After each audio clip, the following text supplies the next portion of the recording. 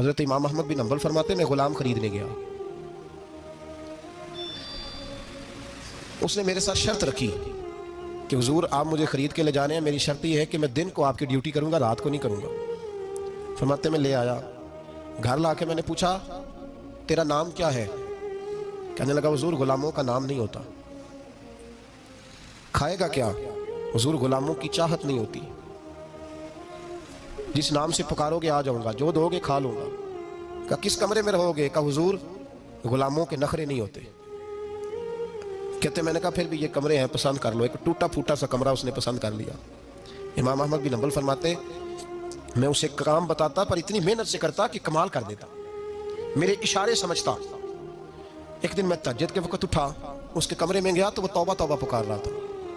سنو ولیوں کی توبہ، فرماتے اس کے کمرے سے چیخنے کی، یا اللہ معاف کر دے، یا اللہ معاف کر دے، اللہ معافی دے دے، تڑپ رہا ہے، رو رہا ہے۔ اور امام احمد بن حنبل فرماتے ہیں حال یہ ہے کہ اس کے کمرے سے لے کر آسمان تک نور ہی نور پھیلا ہوا ہے، نور ہی نور، اور وہ روتا ہے یا اللہ معاف کر دے، یا اللہ معاف کر دے۔ فرماتے میں سوچنے لگا معافی کس چیز کی مانگ رہا ہے؟ فرماتے وہ خود ہی بولا، اور معافی دیکھو بھائی، توبہ دیکھو اللہ والوں کی۔ کہنے لگا اے اللہ میں تیرا بندہ ہوں، تو نے زندگی دی، نعمت دی، آنکھیں دی، کان دیے، سانسیں چلائی، بغیر مانگے سارا کچھ دیا۔ چاہیے تو یہ تھا کہ میں دن رات تیری بارگاہ میں جھکا رہتا، پر مجھے معاف کر دے۔ میرے اوپر امام احمد بن حنبل کے بھی حقوق ہے، میرے مالک کا بھی حق ہے، اس لیے میں دن سارا عبادت نہیں کر سکتا، بس 5 نمازیں پڑھ سکتا ہوں، رات میں جاگتا رہتا ہوں تیرے حضور۔ اللہ وہ جو سارا دن میں عبادت نہیں نہ کر پاتا مجھے معاف کر دے، خدایا میری غلطی معاف کر دے، اللہ مجھے بخش دے۔ اور راتی ساری کر کر زاری، نیند اکھاں تھی توندے، فجرے وہی گناہگار کا آمن، سب تو نہیں، یا اللہ چاہیے تھا میں 24 گھنٹے سجدے کرتا، بخش دے، یہ میری خطا معاف کر دے۔ ساون کی کالی راتوں میں جب بوندا باندی ہوتی ہے، وہ راتوں کو اٹھ اٹھ روتے ہیں، جب خلقت ساری سوتی ہے، اور درویش کہنے لگے رات پوے تے بے دردانو نیند پیاری آوے، درد مندانو یاد سجن دی ستے امیان جگاوے۔ یا اللہ معاف کر دے، میں سارا دن سجدے نہیں کر پاتا، سارا دن لمبی نہ معافی دے دے، یہ توبہ ہے اللہ والوں کی۔ امام احمد بن حنبل فرماتے ہیں فجر کے وقت وہ میرے ساتھ مسجد گیا، میں نے اس کا چہرہ دیکھا، میں اس کو کونے میں لے گیا، میں نے کہا جا تو اللہ کی رضا کے لیے آزاد ہے، جا میں اپنے حق معاف کرتا ہوں، مکان تیرے پاس رہے گا، کھانا تجھے ملے گا، تو آزاد ہے۔ اس نے کہا حضور ہوا کیا؟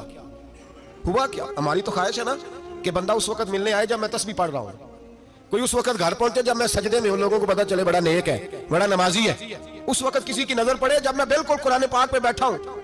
فرماتے ہیں جب میں نے کہا نا تو آزاد ہے، تو کہنے لگا حضور کیا ہوا؟ فرمانے لگے رات میں نے تیری توبہ دیکھ لی ہے، توبہ دیکھ لی۔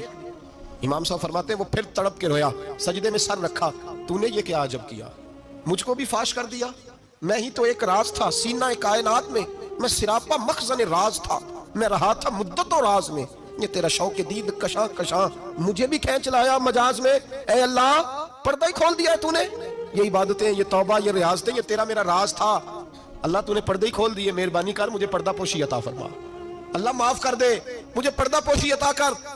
حضرت امام احمد بن حنبل فرماتے ہیں سجدے میں اس نے بلند آواز سے اللہ اکبر کہا، پھر وہ گرا، اس کی روح پرواز کر گئی، پرواز کر گئی، چلا گیا، رخصت ہو گیا۔ یہ عاشق کا جنازہ ہے، ذرا دھوم سے نکلے، محبوب کی گلیوں سے ذرا گھوم کے نکلے۔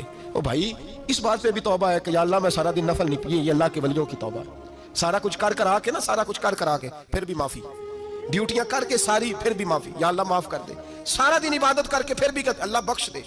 وہ نیکوکار ہونے کے باوجود توبہ کرتے ہیں، یہاں گناہگار ڈٹے ہوئے، ڈٹ گئے۔ توبہ بندے کو اللہ کے قریب کر دیتی ہے۔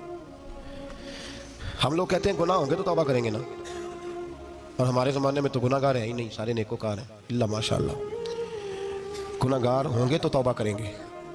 کئی دفعہ نا ہمارا بھائی ناراض ہو جاتا ہے، دوست ناراض ہو جاتا ہے، تو جب ناراض ہوتا ہے نا بہت زیادہ بولتا نہیں، تو ہم پھر قریب جاتے ہیں، اس کو پوچھتے ہیں کیا بات ہے، کیوں ناراض ہے، ادھر دیکھیں میری طرف، کیوں ناراض ہے، کیا ہوا؟ وہ کہتا ہے نہیں نہیں بس چھوڑو، ہمیں نہیں پتا ہوتا، تفصیل پوچھنی پڑتی ہے، بات کرنی پڑتی ہے، پھر وہ بتاتا ہے کہ وہ جو تو نے ایک جملہ کہا تھا نا وہ تجھے نہیں کہنا چاہیے تھا، پھر ہمیں خیال آتا ہے ہاں مجھ سے غلطی ہو گئی، پھر ہم کیا کرتے ہیں، معافی مانگتے ہیں، راضی کرتے ہیں۔ ہوتا ہے ایسے کہ نہیں ہوتا ہے نا جناب؟ تو بندے سے تو بعض اوقات ایسا معاملہ ہو جاتا ہے تجھے پتہ نہیں، تو کیا اللہ کی ایسی نافرمانی نہیں ہو جاتی جس کا تجھے پتہ ہی نہ ہو؟ اللہ کے بندے روز رات کو معافی مانگ کے سوتے تھے، روز، پتہ نہیں کوئی انجانے میں جملہ نہ نکل گیا ہو، ہر وقت ڈرے رہتے تھے، سیمر بندوں سے نہیں، کس سے؟ زور سے بولیے، ڈرے رہتے تھے، یا اللہ معاف کر دے۔ ان کی طبیعتوں پہ خشیت تاری رہتی ہے۔ ہم دلیر لوگ ہیں، توجہ نہیں کرتے عزیز بھائی، اور ہم اس وقت توجہ کرتے ہیں جب مہلت ختم ہو جاتی ہے، جب سزا کا وقت شروع ہو جاتا ہے۔ میری بات یاد رکھنا، ایک وقت تک اللہ مہلت دیتا ہے بندے کو، گناہ کرتا ہے اللہ مہلت، پھر سزا شروع ہوتی ہے، پھر بندہ اس کی پکڑ میں آتا ہے، پھر جب پیر پھسلتا ہے تو کسی جگہ اس کا ہاتھ دوبارہ نہیں پڑتا، وہ پھر پھسلتا ہی جاتا ہے۔ یاد رکھنا، ہم مہلت کے وقت توبہ نہیں کرتے، اور جب پھسل جاتے پھر ہم کہتے ہیں اوہو یہ کیا ہوا۔